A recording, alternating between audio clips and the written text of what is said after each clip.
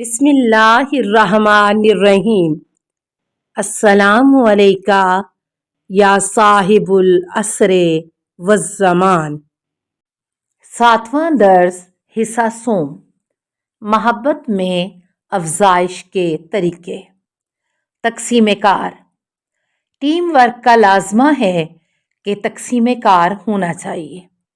کام کو بانٹنا بہت اہم ہے۔ شوہر اور بیوی اور وہ لوگ جو گھر کے اندر موجود ہیں اپنے کاموں کو بانٹ لیں کہ میرا کام یہ ہے اور آپ کا کام یہ ہے، تاکہ کوئی جھگڑا نہ ہو کہ میں اتنا زیادہ کام کرتا ہوں اور میری بیوی کچھ نہیں کرتی، یا ساس کہے کہ میں صبح سے لے کر شام تک کام کرتی ہوں اور بہو کوئی کام نہیں کرتی۔ تو یہ تقسیم کار صرف ذہن میں نہیں ہونی چاہیے بلکہ اس پر باقاعدہ بات ہونی چاہیے، تو اس سے گھر کا ماحول اچھا ہوگا اور منظم ہو جائے گا، اور گھر کے اندر ایک دوسرے کے ساتھ سماجی تعلقات مضبوط ہو جائیں گے۔ سربراہی۔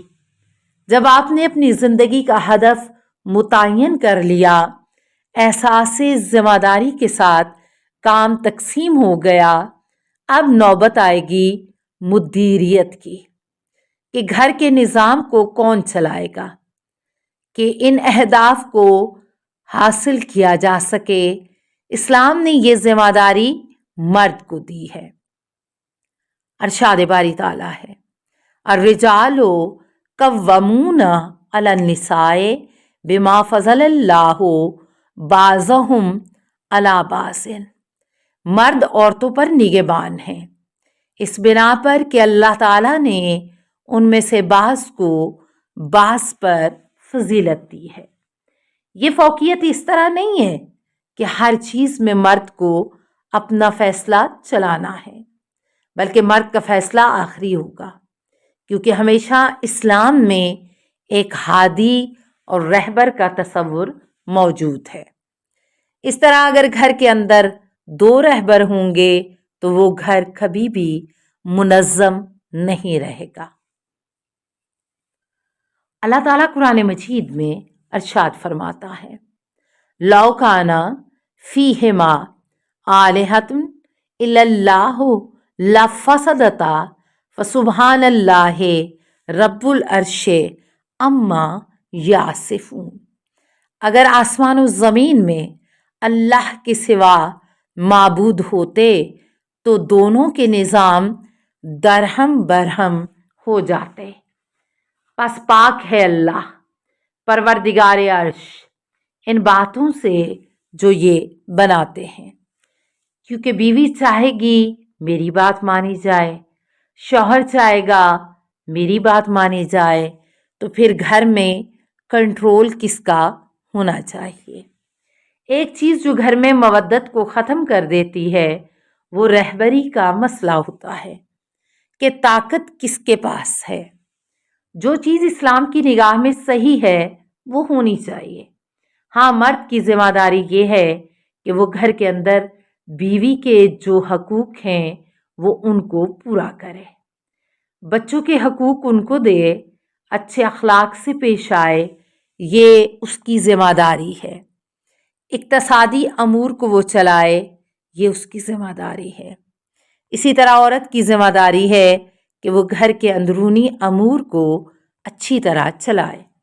جو بجٹ اس کو دیا جا رہا ہے اسی بجٹ کے اندر وہ گھر کو چلائے، بچوں کی اچھی تربیت کرے، شوہر کے لیے آرام و سکون کا باعث بنے۔ بیوی کو یہ چاہیے کہ اگر شوہر اس کو کسی بات پر مجبور کر رہا ہے تو وہ عارضی طور پر اس سے کہہ دے کہ اگر آپ کو یہ صحیح لگ رہا ہے تو آپ اس کو تجربہ کر کے دیکھ لیں۔ میرا خیال تو یہ ہے کہ یہ چیز صحیح نہیں ہے، لیکن کیونکہ آپ گھر کے بڑے ہیں، آپ کی عزت کرنا میرا فرض ہے، تو آپ کرنا چاہتے ہیں تو آپ اس پر عمل کریں۔ گھر کے اندر مرد کو سرپرست بنایا گیا ہے تاکہ آخری فیصلہ وہ کرے، اور اس کو کہا گیا ہے کہ تمہارا فیصلہ عدل اور رحم کی بنیاد پر ہونا چاہیے، اور گھر کے اندر ایک ایسا ماحول بنے کہ جس میں دونوں کے لیے ایک کشش موجود ہو۔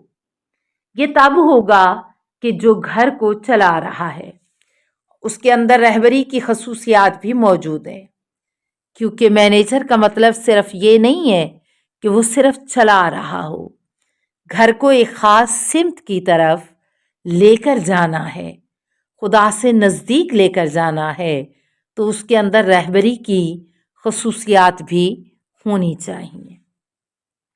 فرض کریں کہ بیوی کہے کہ میرے شوہر کے اندر رہبری کی خصوصیت ہی نہیں ہے، تو ٹھیک ہے، جس چیز کی اس میں کمی ہے اس میں آپ اس کی مدد کریں تاکہ اس کی کمی پوری ہو جائے، اس کی مدد کریں، اس کو مشورہ دیں کہ آپ اپنے اندر یہ خاصیت پیدا کریں، میں آپ کی مددگار ہوں، اسی طرح وہ آپ کی مدد کرے تاکہ آپ دونوں کمال کی طرف بڑھیں۔ السلام علیکہ یا سیدتا نساء العالمین، السلام علیکہ یا بنت رسول رب العالمین، السلام علیکہ یا زوجتا علی امیر المومنین، السلام علیکہ یا ام الائمۃ المعصومین،